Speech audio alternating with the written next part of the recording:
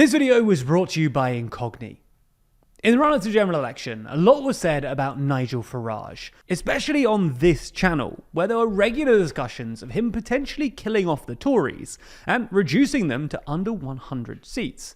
There were also discussions about him being on track to be essentially the main opposition to Starmer in the Commons, and there was also talk about his swift ascendancy, with some suggesting that this could even be the start of Farage's rise to the top job in British politics.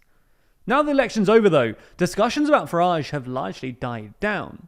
People are now more focused on Starmer and the Labour Party, and what they're going to do in the next few months to try and improve the UK's pretty dire economic situation.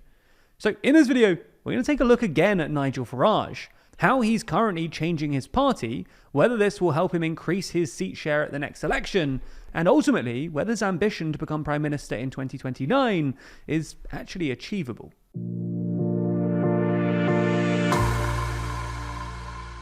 Before we start, if you haven't already, please consider subscribing and ringing the bell to stay in the loop and be notified when we release new videos.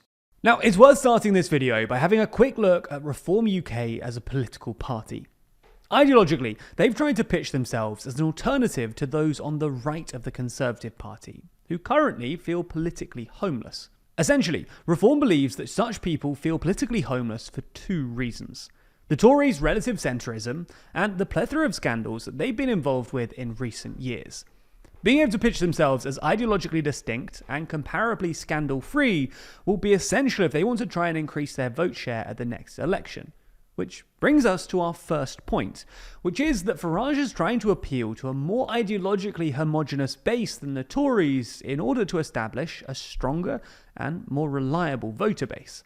Here, Farage is probably taking some lessons from the struggles of the former Tory party leader Rishi Sunak, who struggled to unify his ideology due to the fact that he was constantly trying to walk a fine line between appeasing his more centrist MPs and his more right-wing MPs. The issue Sunak faced was that he was leading a big tent party, composed of multiple factions ranging from the relatively centrist to the libertarian right. Sunak's line-walking frustrated both factions, especially those on the right, creating fertile ground to the right of him for a more ideologically consistent party, like Reform, to emerge. Specifically, two of the main issues underpinning Reform's ideological coherence, in contrast to the Tories' diverse opinions, are immigration and gender. Polling from YouGov on the 2nd of July demonstrates that 86% of Reform voters think that the migrants crossing the Channel should be removed and should never return. This compares to 40% of Conservative voters. Similarly, 69% of Reform voters believe that people should not be allowed to legally change their gender. Again, this compares to just 37% of Conservatives. Farage is therefore hoping to use this ideological coherence to pitch his party's manifesto towards a more specific group of voters, which is the strategy that helped take Reform from virtually nowhere to only 2.5 million votes behind the Tories at the last election. On immigration, for example, Reform promised to end all non-essential immigration by deporting all illegal immigrants that come to the UK. Additionally, they promised to ban transgender ideology in primary and secondary schools, with them going on to say that there would be no gender questioning, social transitioning, or pronoun swapping. So, while it's clearly worked for them before, the challenge now is whether Reform can maintain this ideological strength without any scandals for the next 5 years. Which nicely takes us to the next part of this video, which is Farage's plan to professionalise the party. Now, Reform isn't the first right-wing party that Nigel Farage has headed. Many of you will know him as the man that led UKIP and ultimately secured the referendum on the UK's membership of the EU. Now, while UKIP did have some electoral successes, particularly in the 2014 EU elections, after the 2015 election, they began to sharply decline. Now, this wasn't because the party didn't have ideological distinctiveness, but rather because they were marred by scandal. Their candidate selection wasn't exactly ideal, and there were repeated stories about candidates exhibiting sexist, homophobic, and racist views. Keen not to repeat this, Farage set up Reform UK as a limited company, with himself as the majority shareholder. By doing so, he was hoping that he could keep a grip on the party to get ahead of scandals and swiftly remove members that brought the party into disrepute. The issue is that this doesn't appear at all democratic and makes them seem a lot less like a real party and more simply as a vehicle for their leader. However, Farage would argue that this forms part of his drive to professionalise the party ahead of the next general election and make it a real contender to win. Now, Farage's first step in this professionalisation drive has been the introduction of a party constitution. This is something that Farage presented at the very first Reform UK conference a couple of weeks ago, with it being approved by a show of hands on the conference floor. According to journalists at the event, only a few people in the crowd raised their hands to vote against the Constitution. Section 5 of the Constitution stipulates that the annual conference will also serve as the annual general meeting, and that members will be able to bring forward motions. Although it's worth mentioning that any motion passed will only have an advisory force, meaning that the only requirement from the party leadership is to discuss them within 3 months of the motion being carried. Additionally, Section 6 also stipulates the conditions that would have to be met in order for a no-confidence vote in the leader to take place. And this can be triggered if 50% of all members write to the chairman to request a vote. Similarly, Reform MPs can also trigger a vote if 50% of them request one. The caveat here, though, is it only applies if there are more than 100 Reform MPs, which there certainly aren't right now.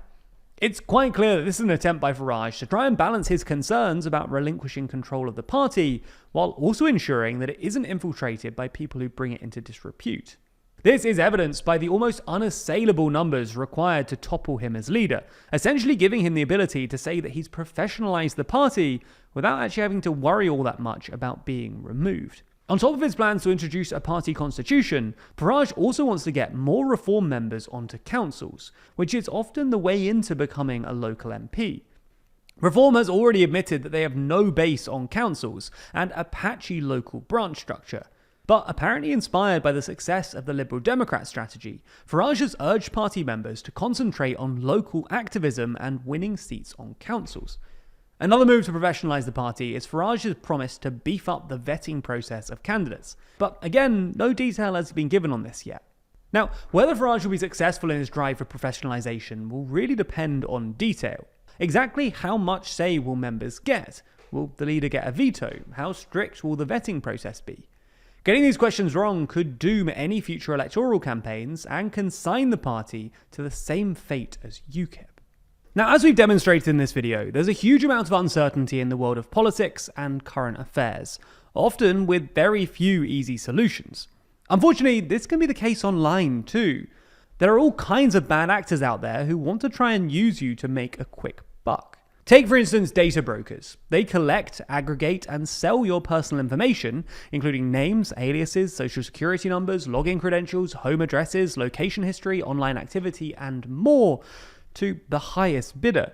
This can result in everything from spam to identity theft. Luckily for you though, there's a solution: Incogni.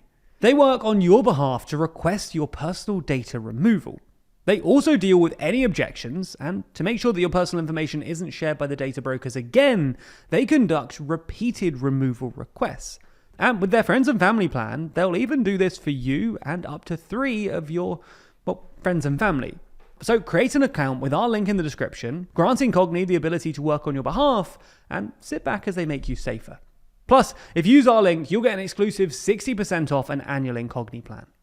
Thanks for checking it out, and thanks to Incogni for sponsoring this video.